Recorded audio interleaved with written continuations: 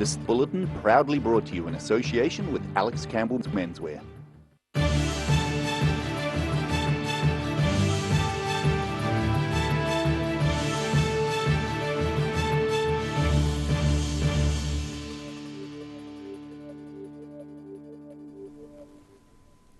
Kia ora, tēnā koutou koutou.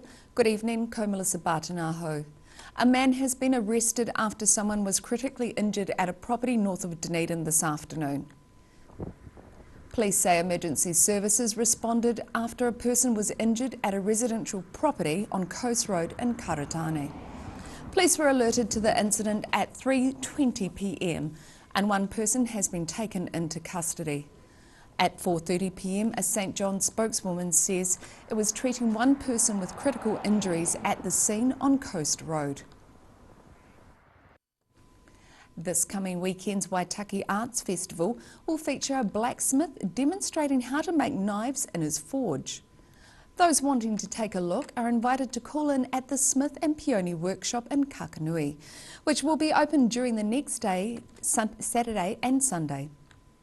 In the township of Kakanui, along the coast just south of Oamaru, is knife maker William Murray. I'm a blacksmith knife maker when I can. I'm a carpenter by trade, so when I get the time and have the inspiration, I like to get on the forge and create kitchen knives. Once Murray has finished forging and shaping his knife, it will be finished with wooden handles carved from oak or fruit trees or even historic timber. He says he was drawn to knife making by the way a piece of hard steel can be reshaped once it's been heated in the forge. Just the way you can move it. Yeah, the way if you hit it in the right way, you can pretty much create anything. Murray says some of his inspiration comes from seeing his father, who was also a craftsman, at work.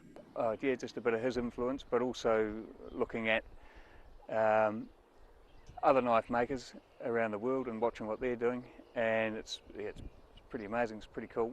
It's great what you can do with a piece of hot steel and what you come up with in the end. Murray is set to give demonstrations of his knife making next weekend, working at his father's studio in Kakanui on October the 23rd and 24th. In Kakanui, the South Today. Dunedin commuters are warned to expect delays as work begins on creating a new central city bypass. The roadworks are being done in preparation for the construction of Dunedin's new hospital. With the site for Dunedin's new hospital now almost completely cleared away by Christchurch Demolition Company's series, Dunedin motorists need to brace themselves for several years of traffic disruption. Meeting the challenge head-on, the Dunedin City Council is going to spend over $8 million undertaking significant changes to roading in the city's wharf area, with the New Zealand Transport Agency contributing another $8 million to the road alterations.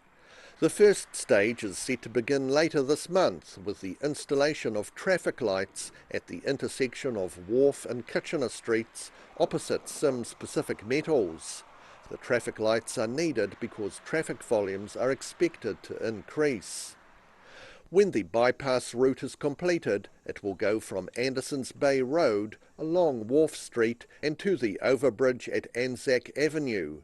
When the northbound traffic reaches Anzac Avenue, it will have the option of either turning onto State Highway 88 to Port Chalmers or travelling along Frederick Street to rejoin State Highway 1 at the old Dunedin Hospital.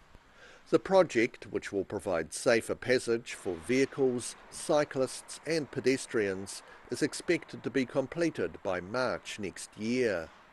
In Dunedin, the South Today.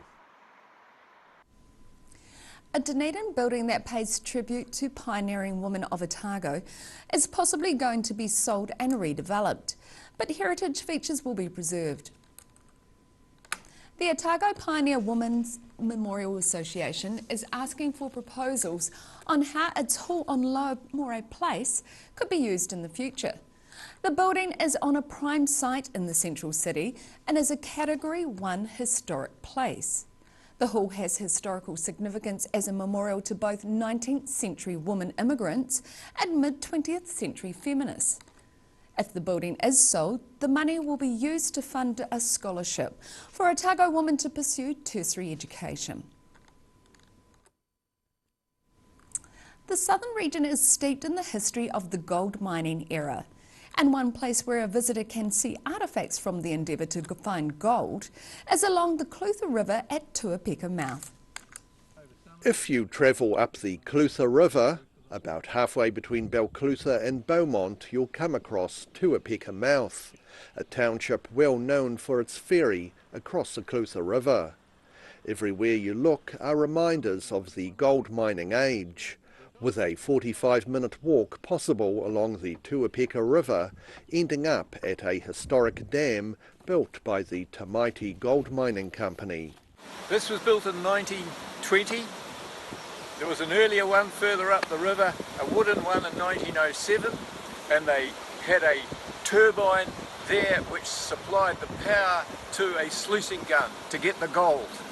When they built this concrete dam in the 20s, it lasted for 20 years or so to provide the water for the flume that went down to the sluicing area, and they got the gold that way. 100 years ago, the water from the dam drove this turbine, which in turn powered sluicing guns as part of their gold mining endeavour. Elsewhere along the river are kettle holes left behind after hard-working Chinese miners dug through the tailings left by European miners in a heartbreaking effort to try and find any gold the Europeans had missed. In Tuapeka, the South Today. Still to come on the South Today, Otago Polyfest will be back for its 28th year, but online due to COVID. And we have the final rugby chat of the season with rugby aficionado Paul Dwyer. So catch this and more after the break.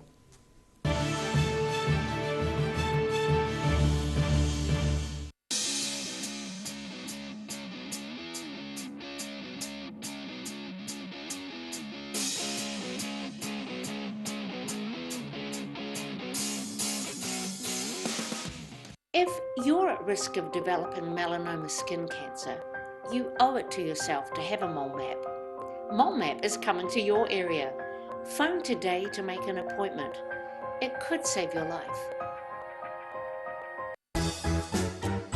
Every reason, every season, we're proud to dress the region. Alex Campbell Menswear, it fits.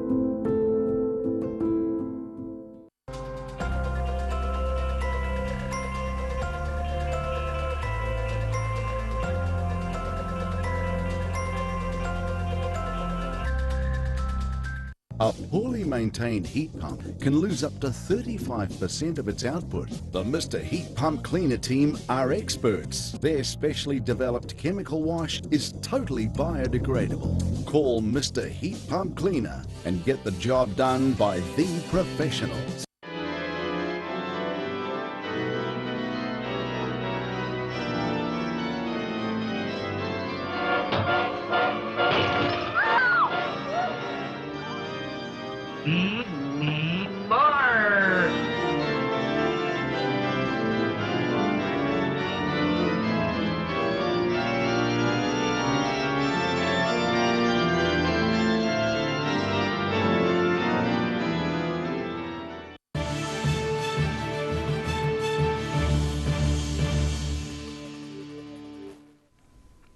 Welcome back.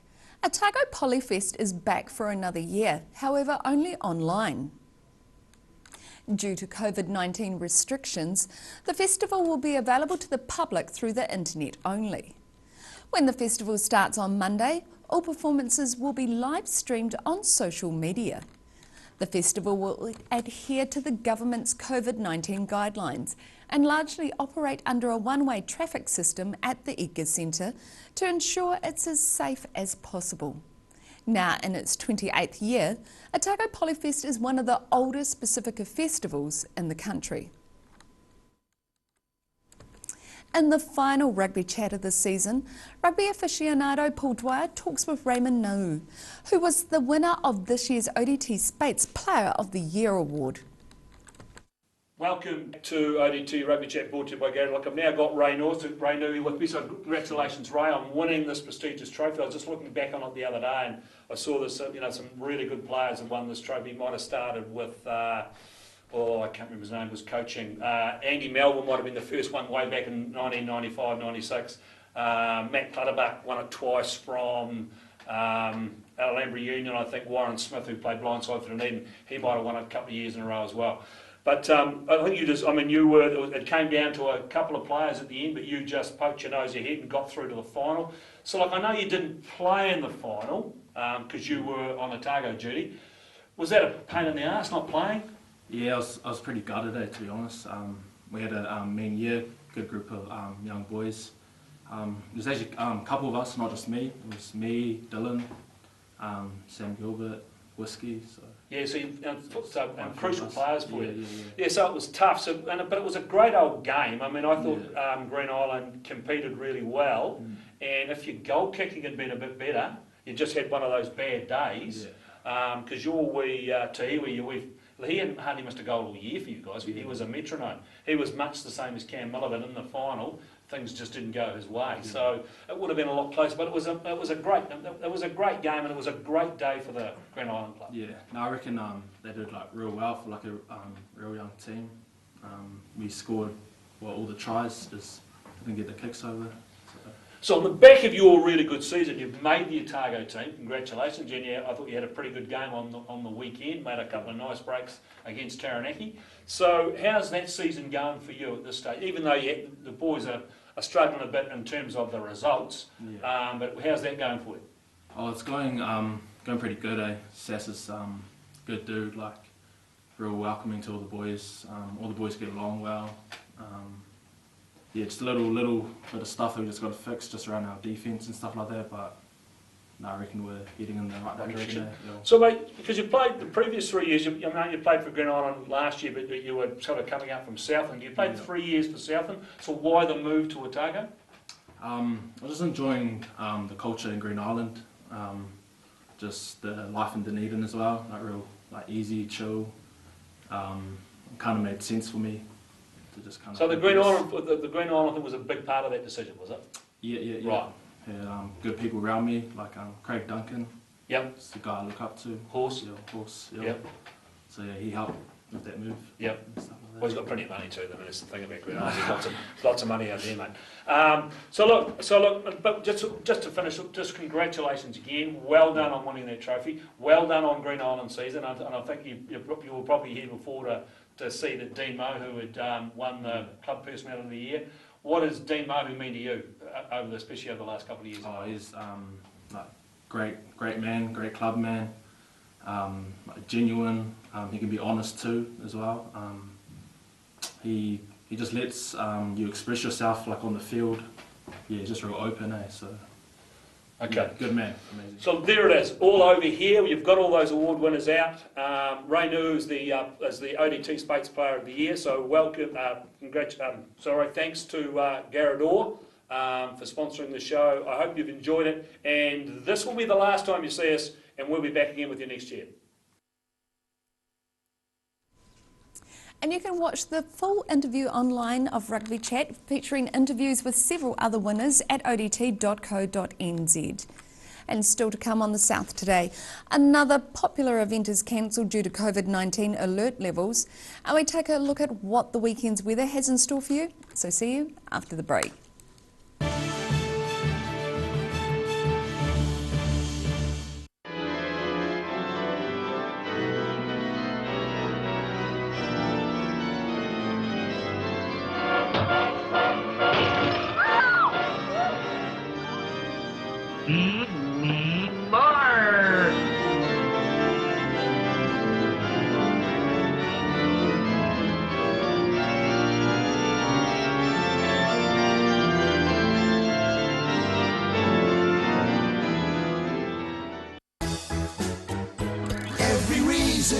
season, we're proud to dress the region.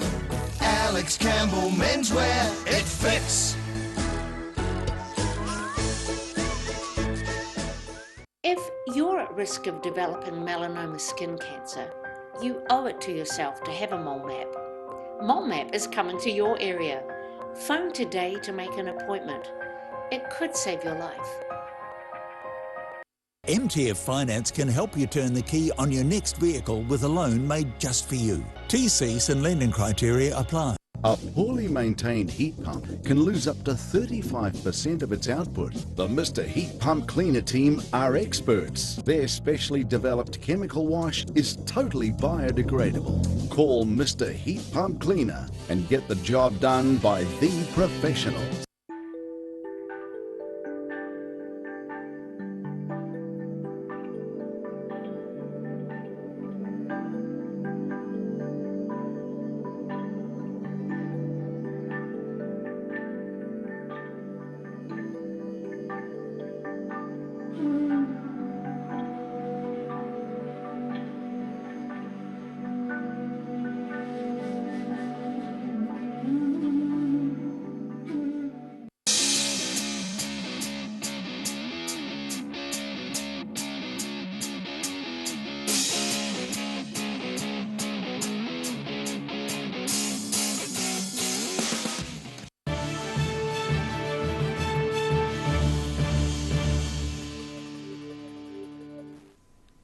Thanks for staying with us. The Special Rigs for Special Kids event has been cancelled this year. The Dunedin event, which gives special needs children the opportunity to ride in large trucks, was set to run in 2 weeks' time, having already been postponed a month ago. Organiser Greg Inch says while the traditional barbecue could have been scaled down, one non-negotiable aspect was allowing the children to ride in the trucks. Inch says the committee was gutted that the event is now cancelled due to COVID-19 restrictions, but he acknowledges a responsible decision had to be made. And now it's time for a look at what's happening in the ODT tomorrow. Good evening, caught me on the hop there. I know, I was spinning round. Welcome, Craig Page. Thank you. Yes, Saturday paper, so plenty of reading in that. Late this afternoon we had an incident where police are dealing with a man who was seriously injured in Coast Road near Karatani. We understand he may have been shot with a firearm, and we've got confirmation he is in a critical condition at the moment. Lots of police out there, and they located a vehicle short time later near Waitati on State Highway 1 and have apprehended a man who's being questioned at the moment. So yeah, it's a bit of a breaking story as we speak. We'll have updates on our website throughout the night on that and a full wrap in tomorrow's paper. But yeah, nasty stuff out there. It's never nice to hear anything like that. No, it's not, it's not. And of course, big day tomorrow with Super Saturday as we continue our drive to try and get everyone vaccinated in New Zealand. We talked to some well-known locals about their reasoning for being vaccinated. Aaron Smith's one of the people we've spoken to, and being a big family man with another on the way, he's really keen to do it for his family. So yeah, 70 venues across the south are going to be open tomorrow where people can go in and get their vaccination. So we certainly, as a company, encourage everyone to go out there and do their bit, and hopefully we can get close to 90% and free the country up a wee bit. So it will be a big day tomorrow. Yeah, get out there and get vaccinated. Yeah, exactly. Business page.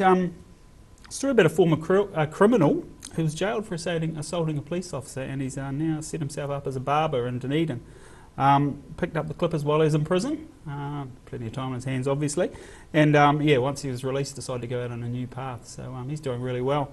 He now has a bit of a vision to try and go back to prison and set up a course in there for other inmates to learn to become barbers. So yeah, good initiative there. And it's really inspiring. Yeah, it is. It's a lovely story. Weekend mix, we've got plenty of reading in there as well, and a big sports section tomorrow as well. Otago rugby team's playing Northland this evening in Rotorua. So we're going to have updates on our website as well, and we'll have a full wrap of that match, plus plenty of other reading tomorrow. Wonderful. So you can catch all of that in tomorrow's ODT. And now it's time for a look at the weather. Tonight's weather proudly brought to you by Mole Map. Looking at the situation, there is a milder weekend ahead as northerly airflow develops over the region. Look for some showers and cool southwesterlies early next week as cold fronts arrive from the Southern Ocean.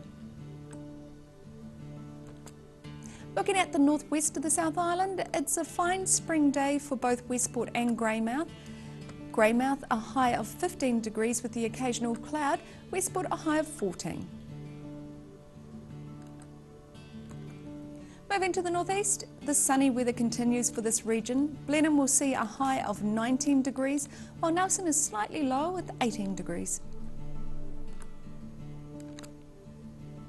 Moving down to Canterbury, slightly lower temperatures here, but still mostly sunny with the occasional cloud in Christchurch and Ashburton. Kaikoura, a high of 14 degrees, Christchurch 16 degrees and Ashburton 15 degrees. Looking at the southern towns, fresh northerlies with increasing cloud for all in this region, with a high of 15 degrees for the Catlins, Balclutha and Gore.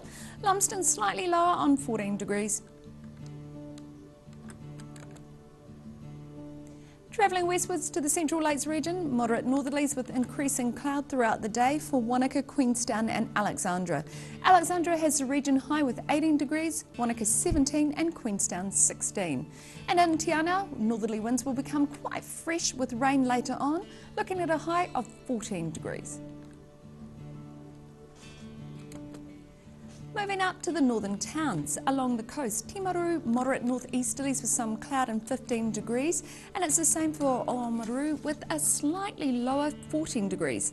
Further inland to Twizel and Amarama, where you'll have moderate northerlies and increasing cloud throughout the day. Twizel a high of 16 and Omarama 17 degrees. And in Dunedin, it will be cloudy tonight with an overnight low of 5 degrees. Fine tomorrow with high cloud, but the cloud increases and lowers later in the day with moderate northerlies at first, changing to fresh breezy northeasterlies during the afternoon. A high of 14 and a low of 9. And it's warmer on Sunday with high cloud and moderate to fresh northerly winds, looking at a high of 19 and a low of 10. And in Invercargill, it's going to be cloudy tonight with a chilly overnight low of 2 degrees to wrap up. And it's milder tomorrow with cloud increasing during the day with some rain developing at night with freshening northwesterlies. Looking at a high of 16 and a low of 10. And it's mostly cloudy on Sunday with showers and dry periods, fresh to strong northwesterlies thrown in as well. Looking at a high of 15 and a low of 10.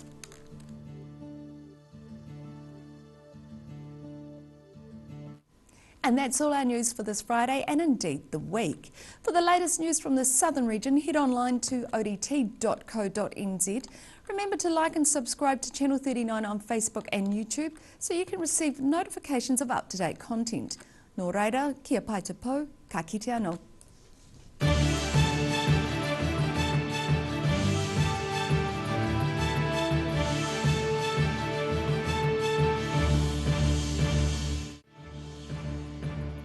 This bulletin proudly brought to you in association with Alex Campbell's Menswear. Supporting local content so you can see more of New Zealand on air.